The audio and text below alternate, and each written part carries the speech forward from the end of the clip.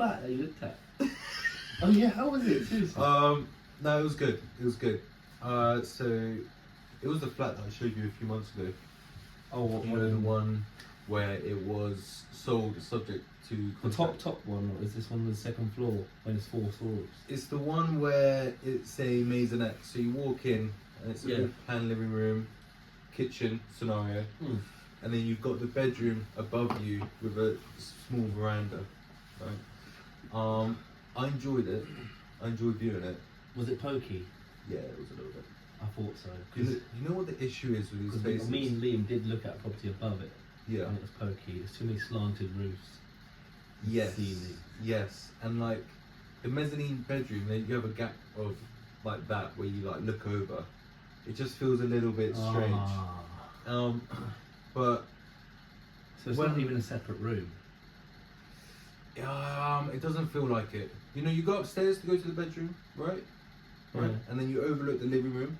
I don't like that. But oh no, I quite like that. So I thought it was reminiscent of like New York style bedrooms. Okay, you like that style? Yeah. They do it a lot in Manchester with the red brick stuff. But the issue with a lot of those places is when you walk in, it feels like a cupboard. It feels like you're walking into a glorified cupboard. Do you know what I mean? Yeah. Because the building was a was it long or was it square? It's like a square box. It's like a thin square box, and the building used to be a school on Anderson. It was by Anderson Road in Southampton, right? So the corridors were like large, like going up to your room, but every flat I imagine there is built the same. They're like cupboards. They're like big cupboards.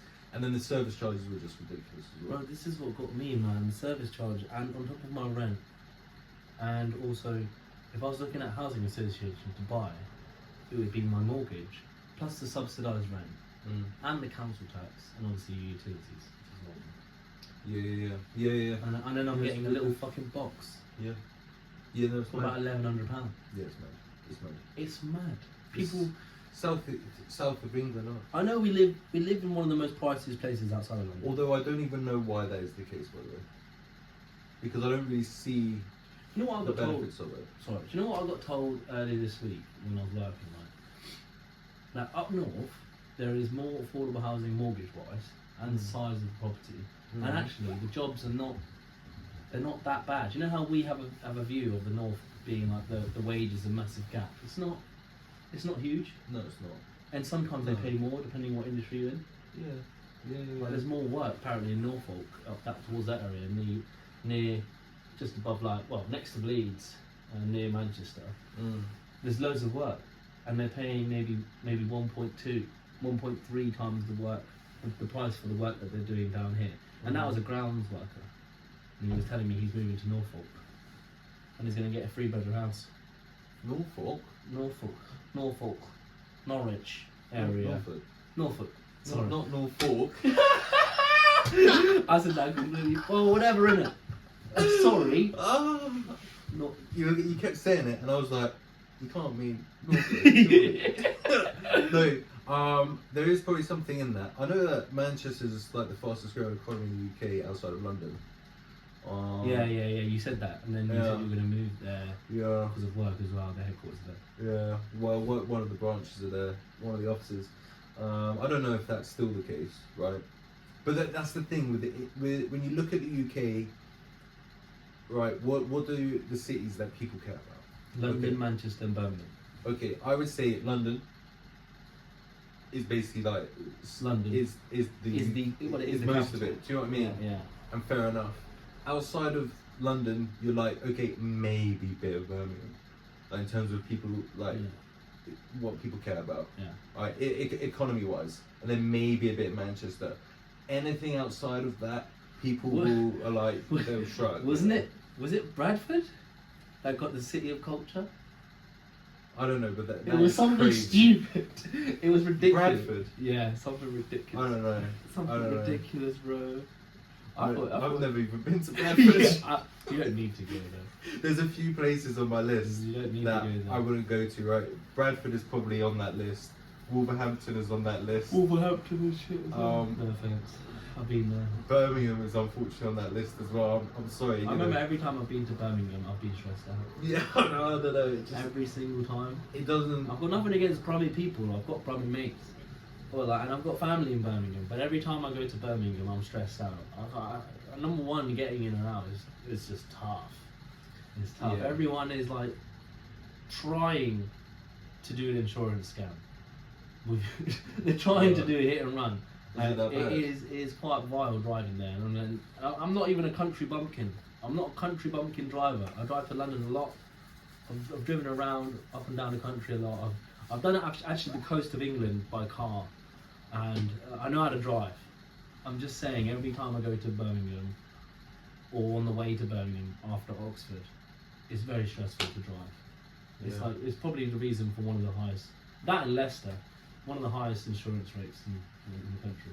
Is it? Yeah. I understand why, because it's so stressful. Everyone they don't know what they're doing, and I don't know where they're getting these cereal box licenses. Cereal box licenses. Mm. I'm sure they're paying people to get their licenses. That's why I don't want to go, mate. You know, I see some videos online every now and then. I'm like, no. People are parking on like zebra crossings. A zebra crossing. Yeah. Like. Yeah, you see what I mean?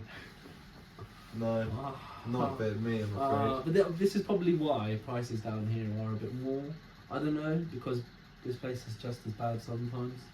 The south of England is not as what people think it is. It's not really, really posh, affluent people everywhere.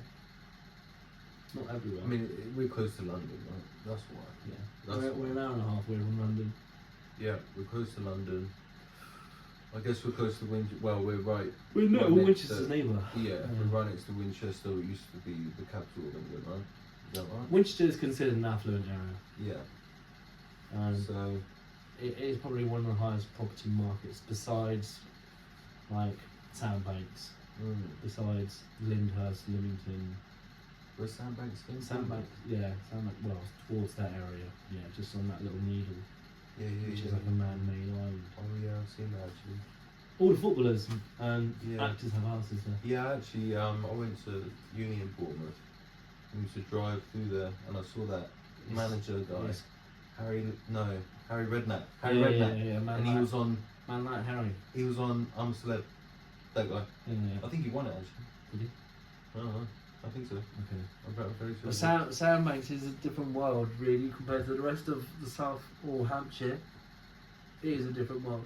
They look like castles, though. They look like castles. Yeah. And it's like a Miami. Yeah. Well, still Bournemouth, though, isn't it? Do you know what I mean? Oh well, as tropical as it can get. As tropical as it can get for the British Isles. You know. This is meant to be the warmest part of the country. In comparison to what, you know? You know, like it must be doom and gloom. Like I couldn't imagine living far, far up north where it is really wet and raining all the time. It is considerably warmer down there. Yeah. That's true. And we think it's miserable down here. You know. I think we're just very complaining people in general. I think the British public are quite not everyone, but I think because of what's happening in the government as well, and how people are being treated across the board, I think people have become more abrasive. Well, it's always been part of our culture to moan about things, right? Yeah. We complain, but you don't do anything about it, and you sort of roll over and just get on with your day, you know? Yeah. That's sort of. But that's how we've let things happen, and let people bend us over. It's probably part of it. Yeah. Yeah, we like, for example, like the riots in France, in Italy, in Spain. A lot of the public doesn't take it. They will show backlash before we do. I feel like we're very tolerant, and sometimes too tolerant. Well, you know, you had the recent riots after the Southport killings, right? Yeah. And you know. There was a march today. There was? There was a march today to Parliament, and it went all the way through from Camden Town. About 6,000 strong. British patriots. I think it was, well, I saw it on Tuesday TV, and it's just for like almost like reform or a stand against the current government and their lies, and just to make an impression up to TV and get some media attention. But they were 6,000 strong. Well, I always think people should be outspoken in their views, you know, and be heard. But look what happened to Tommy. Oh yeah, good luck. Yeah, Tommy's in prison, speaking up. Yeah. So you can't actually say too much, because look what happens to us. Well, it's like the hate speech laws, right? So like we have crazy hate speech laws. So if someone puts like something inflammatory or something considered hate speech on social media, they can go to prison. Is my understanding, you know. I don't pretend to know much about these topics, but that's what I hear. Do you know what I mean? So what is considered hate speech? Well, is it racial slander? Governmental slander? What is it? Because I need to know before I end up in prison.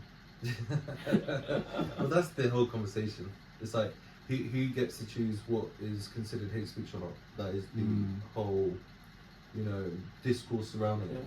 I would never target a specific race or culture, but when you look at like statistics and numbers, and you look at like economics, there's always data that is correlating, and it can be. You have to label it in some kind of way. You can't not label something. You can call it A, B, or C, but it's going to end up being a name to it because the demographics will always tie in. And that's what you find whenever you do data analysis, or when you research into anything, it ends up being a denominating factor of this. And like it's very hard for people to not say it without getting themselves charged with some kind of hate speech. Yeah, so what are you saying? You're saying like there's a correlation between crimes and then demographics. Yeah, definitely. You can't link it to someone specific, because you will get a charge, or if you have a large enough voice, then yeah, you will be seen as hate speech or discriminatory. But data and statistics does not lie. Like just like how when Trump's talking about illegal aliens, he doesn't say it outwardly, but the majority of their illegal aliens are Mexicans. The majority. And that's just numbers. That's literally just numbers, and where the countries are tied to. You're not going to get illegal aliens coming from, let's just say, India to America. You never know. You do.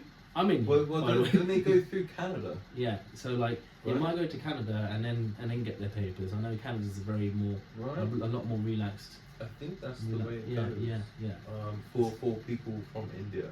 Yeah. Because there is a massive Indian population in Canada. Yeah. But for like the red states, let's just say, the south of America, it majority is either South Americans or Mexicans. Whenever they speak up about it, they because of Trump being in power right now, they literally lose their job or they end up doing time. Yeah, he's crazy. He's not messing around. He's not messing around. What's those agents called? He's sending out the agents that are deporting people. What are they called? I don't know. It even comes to me. ICE. Oh. They're called ICE agents. ICE. Yeah.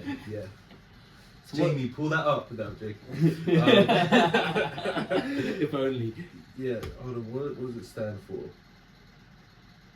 So these guys literally go into like houses full of people that are illegal aliens and then bust them. Yeah, it stands for the U.S. Immigration and Customs Enforcement. So it's ICE. like, that's a cool name. It's like our border control. Yeah. But I just thought that was cool. ICE. So they're ICE agents, and they're the ones that will go around and knock on people's doors and so that's the ICE and deport people. And there was also Ice Age. Yeah. What are you talking about? Ice Age. Ice baby. Yeah. Ice baby. No, like he tried to deport people to Venezuela like last week. Yeah, I heard about this. Yeah. They got 30,000 beds, like in a massive facility. They've got a huge facility. I don't know about any facility. I read, and like read it online and whatnot, that he sent the plane over, but they like said no, we're not taking it, right? And then they sent the, I don't know what happened to the plane at that point. I guess it was sent back to America, and then he was just like, you know, we've got to put tariffs on everything that comes from Venezuela. And then within 24, 48 hours, Venezuela were like, yeah, listen, you can send them all. Do you know what I mean? So he pinned it on the president of Venezuela, and they buckled like this, which Whoa. you know, I don't like the thought of families being torn apart by, you know, deportations and stuff, and it's an intricate subject. However, like, something needed to be done, right? Look, that's what the people voted for, you know. I have a black and white view on this, because I'm very yes and no. Like, if you're doing this illegally, you're doing this illegally. The reason why society and civilization has got to where it is because of law. And yes, there may be war. Maybe your country has been afflicted by war in the past by said nations, and then obviously you go to your enemy's door and say, please take us in, because they have no other option, right? Just like how we've been to Iran or Afghanistan, and then you get the people who have fled their country because of their government, which is in corruption, and then they seek asylum in the enemy country. Still, I know it seems incorrect, but they are doing it in a legal way. But fleeing your country when there's nothing going on wrong with your country, and then fleeing the country because you wish to abuse the system because you know the government's soft, I find that morally wrong. Yeah. I think it's not right. Like, my grandfather was part of the Windrush generation, which came in after the war to help build back the community post-war. And a lot of boys were shipped in that were skilled men or had some kind of service to give. And, you know, they had their papers, or they were brought in. I don't like the fact what's going on, because people jump in the queue. People are jumping the queue. Yeah. It's like you're waiting around for a ride, yeah? Everyone's in the line. Everyone is in the line. Like, you are not special. And by doing that, you actually lose respect. You lose respect by thinking you're better than other people. Yeah. There are hundreds and thousands, maybe millions of people trying to make it. Yeah, and it destabilizes the country, you know what I mean? Yeah. And the system. It undermines it all. And then, you know, you get people wondering, like, why did I do it the proper way if I could have just done exactly. it and then it kind of, you know, it undermines it all. It makes the good people. It makes the good people want to do it now the illegal way. Because it's like, oh, well, it worked for them. I should probably do it this way too. I don't know. Well, they've already done it, right? In these scenarios. Well, so I mean for the good people who haven't made it yet. Oh yeah. I see what you're saying. Yeah. So like, just like they see someone who wants to emigrate to said country. Yeah. They see people doing it one way, and they're like it's working for them. So yeah. Imagine two boys from another like poor country. You know, they both went to college together. But one guy, like his mate, he jumped the borders and made it, right? He got to the other country, got his papers illegally, seeked asylum, and then ended up in this new world, and is now settled 7 to 10 years later. Whereas this boy has been trying for the past 7, 8 years, and he still hasn't got his papers, and is still living in the poor country, but is a professional in his poor country. Whereas he could have been valued more in said country if he got his papers. So he will feel like, why am I not getting my papers even though I did it the good way? Well, and it takes years. Are we still talking about America, right? Like green cards and stuff? I mean, all of it in general. All of it in general. I know it can take years, right? It can take and years. And that's how you get sham marriages and things like that, which are schemes that come out of the blue, right?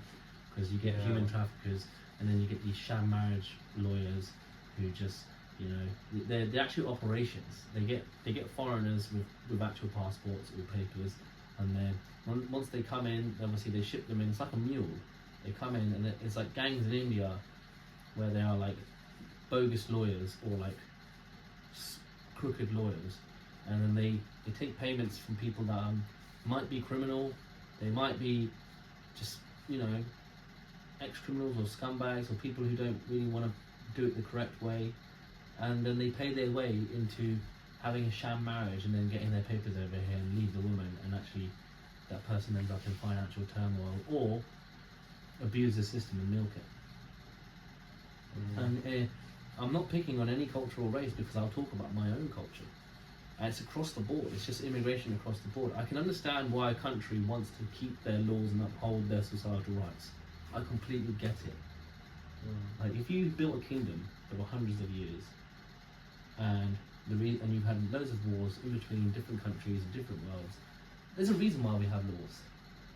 Because it was built over blood and time, and people being lost to time. So you don't want to lose that straight away, and it has been lost in like 50 years. Yeah, I always, like, when I think of these topics, I always look at Australia, right? And they seem to have sort of handled it pretty well, wouldn't you say? Like, as in, people that go to live there go on like work visas, or like if they need more nurses, they'll let nurses migrate over there, etc. They'll vet everyone that comes in. And they're really hot. Have you seen Australian Border Control? I have actually. What's the name of that show? I can't remember, but it's I think it's Border Control Australia, US. Yeah, maybe. And TSA or something. TSA is the American one. Yeah, I don't know, but I know the show that you're talking about. And They are so strict. Oh mate, if they get some like fruit that's not from like you know, or any seed or meat, I forget the word, but not from Australia, they're like, are you dumb? Are you serious? You're gonna kill an entire ecosystem. Is this what we're doing? Yeah. and then they just go, send him back. Yeah. They find some cream and they're like, do you have a permit for that? But no, I just think that these policies and laws are in place for a reason. You know, I've been on the other side as well, where I thought, why do we need permissions to travel, and why do we need permission to do anything, you know, as a human being? But it has been a few years of me learning and living, and now I see, you know, you can't be willy-nilly about these things. You can't, because it ends up more destructive of the majority of people. Well, the whole immigration thing is part of a larger conversation, isn't it? And the larger conversation is, I would say, is like the state of the country overall. Like everyone sort of knows that things aren't heading in like the best direction, right? Yeah. So then you look around and you're wondering why. And I think when you're asking yourself that question, immigration is one of those reasons why you're like, oh, maybe that has something to do with it. You know, because it's another hot topic. Maybe it ties to the main topic. Which is the state of the country. Yeah. And people looking for answers. And when you look at like the leadership and like, or even the proposed leaders, right? You look at the two-party system. Let's take the UK, and then you're like, okay, right. Last general election, who do you have?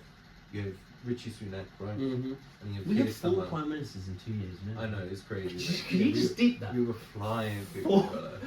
I think some of them were just like. Then wasn't one of them last like 2 months? Yeah. Who was that?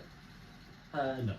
No, it was it. It was Liz a Truss. lady. Yes, Liz lady. Truss.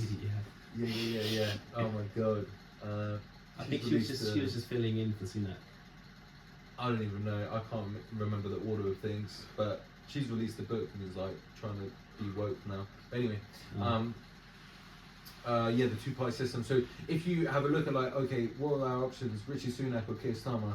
You're like, neither. Like, maybe none of them. None of them, yeah. And that's what I think it boils down to, is like a lack of leadership that you can believe in. Yeah. You know what I mean? You know what Farage said that was quite like, I thought was quite eye-opening. He said, if you have what's it called? A memento to say what we're going to do if you put us in Parliament. Like a motto? Not like a memento is like... Oh, not a memento, I forgot the word, man.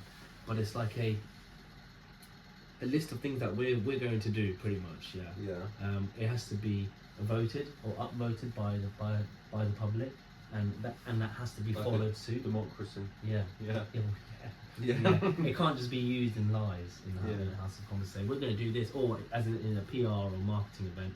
to get votes, to get people excited, and then not follow through. It's almost like an advertising campaign, which is bullshit. It's like false advertising. But Nigel Farage would say to use these like almost like a questionnaire. But like we say, we'll do this, this, and this, and we promise it, and people that vote the ones they want. They have to do that. Oh yeah, so this is sort of ringing bells. I'm not too sure. I might have to look into it. And I also would say, personally, I don't think Nigel Farage is like the person that's gonna. Didn't he say he was going to make save the country either? No, I'm not saying that either. Like, didn't he say that vaccines were going to be mandatory if he came into power? I have no idea. I have no idea. Until I have no idea, because I think when you look at America, depending on your political leanings, like how you lean politically, you're like, okay, I sort of want the same, you know. I sort of want to. Where's that Trump, man? Yes, right. To a certain extent, at least people probably like that lean to the right, you know. They're like, we want our Trump, and you look at Richard Sunak, you're like, no. You look at Nigel Farage, you're like, no. You know, although it's a long and it's a no. So then you start to feel a bit lost, especially if you're thinking about these things constantly. Yeah.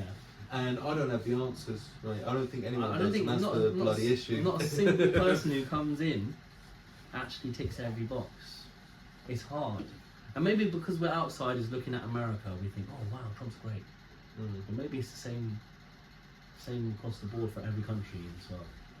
Maybe, man. I think he came from outside of the box, you know. He wasn't a career politician. No, he wasn't. And our politicians are all career politicians. Like, they're very true. Bred for that position. This guy's just a businessman. Yeah, and I think that's probably the key bit. Because, yeah, people just lose faith in the political system. But this is nothing new. But I feel like a few times in a generation, maybe perhaps you have a leader that revitalizes stuff, sort of is a refresh on the country. Yeah. I imagine that happens. I mean, fingers crossed. Fingers crossed. I mean, well, we're kissing 30 now. I mean, people really loved what's his name, George. Ages ago. George, do you say? Yeah. Not George. David Blair. Oh yeah. David Blair. Yeah. My grandma loved him. Yeah. I don't remember much about that time. Like, the names are all familiar. We were kids, right? Yeah. So you have David Blair, Gordon Brown. That's one. Gordon Brown, another one. Yeah. Well, who knows? You know, this is my pop. Tony Blair. Tony Blair. What did you say first? George Blair. David. You said David Blair. David Blair. David Brown. No, fuck knows now. Who's David? I don't know. Dave, man like David. I'm trying to Tony Blair. Tony Blair. Yeah, I remember David. Tony Blair, but there is a David. Oh, I don't know. Shows how much we know. But we'll see how it goes. We'll see how it goes, man. But do you feel like it's gonna improve soon? No. Or not really? Not really. No. I mean, Labour's. They've got 4 years left, right? Yeah.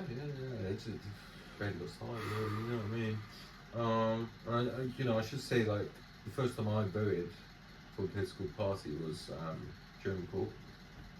So that's as left as you can go, really. Or as socialist as you could go, and he had a very socialist agenda at the time. Yeah. So I'm told. I didn't read the bloody thing, you know, I just watched the YouTube videos. I think everyone at one point is kind of left. I think so. And then, I changed over time, but now I don't really align with any political party. No. I think it's disdain, isn't it? People are now becoming like, oh, I don't know what to believe. I think it's difficult, you know.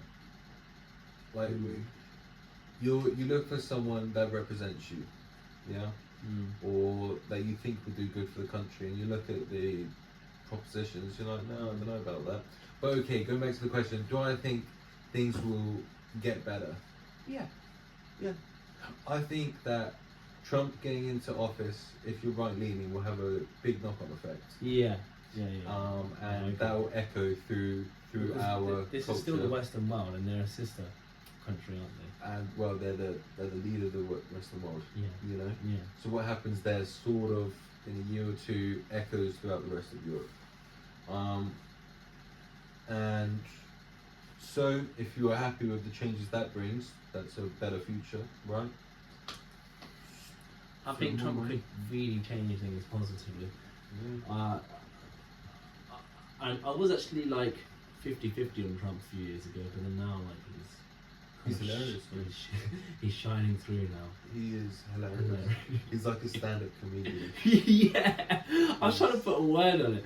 He is like a stand-up comedian. No, I honestly think that he's simple and articulate at the same time. He's almost 2-3 steps ahead of everyone.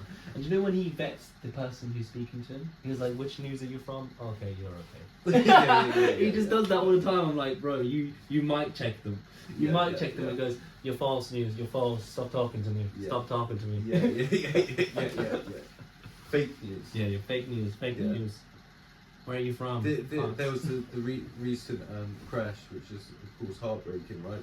Between the Black Hawk helicopter. You hear about this in Washington DC? Black Hawk helicopter and the airplane.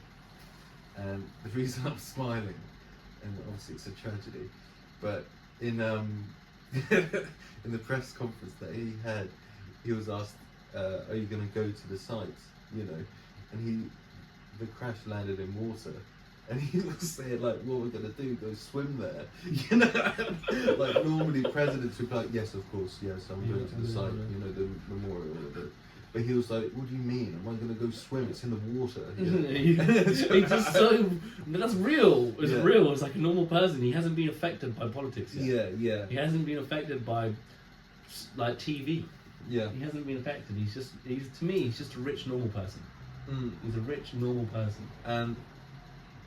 you know, I mean, we could speak at length about Donald Trump, to be quite honest, because he's such a polarizing figure and he's so fun to talk about, right? Yeah. But, what was I going to say? Comedic? No, like he started in, like, via The Apprentice, right? Oh, that's it.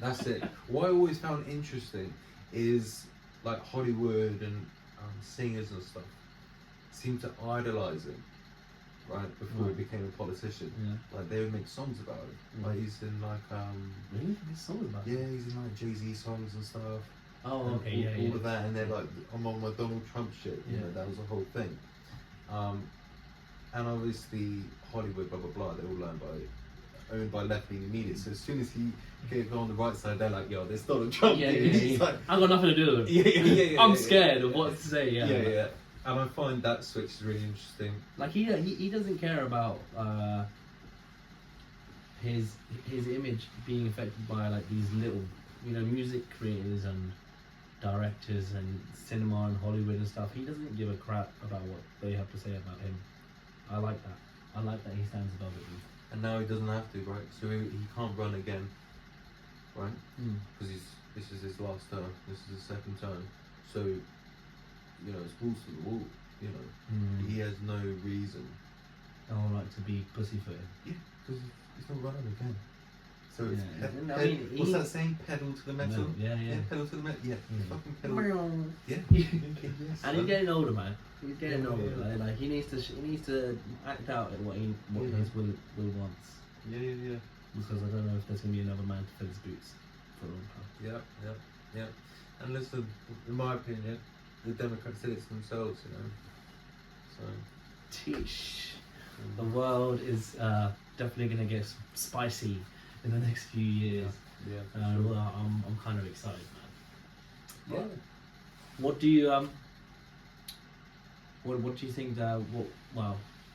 About our videos? Well, my video about moving away and stuff. What's your plan for the next few years while this government's making out their own will? What are you planning on doing? Well, I'm still hopeful for the UK. I think that things can only be bad for so long, and that there's a changing of the tide. I hope. You know, and if there isn't, right? So I'm turning 30 this year. If there isn't, then I'll reevaluate in 2-3 years. Do you know what I mean? Yeah, I mean, I'm giving it a few years. I'm giving it. I said to myself, maximum 2030. 2030, and if things don't pick up, I'm bugging out permanently. Yeah. Permanently. Yeah. Like, I remember my granddad said to me, he was like, "I'm glad I won't be around." No, really. Yeah, because already, like he saw the start of car tax. Car tax didn't exist when he was driving around. Yeah, and like I don't drive. he was just like, I can't believe what's going on with tax, and I'm like, I was thinking, like, if only he knew how much it was going to cost now. Like it's doubling in April for me, I reckon. It's going from like £390 to probably like 700 just to drive my own car. And how often do you have to pay that? A yearly, but you can pay it monthly. So it's going to go from like £29 to like 49. Yeah, that's rough. So it's just another cost, but and also like national insurance going up 5%. It's from 3 to 8%. So it's to make up for inflation. So your pension catches up when we get older. And the pension age, the half time, is going from 55 to 57. I don't even know if we're going to make it to 57 because of how fucking tough shit's going. The half time? Yeah, so like when you can take out half of your pension without being penalised. Oh, like the 25% tax-free bonus. Yeah, listen, I think it's weird times. Do you know what I mean? Yeah. It's weird times, and the UK, I don't think it can be argued it's been on a decline for like 10 years. You know, at least 10 years. GDP's gone up though, apparently. Has it?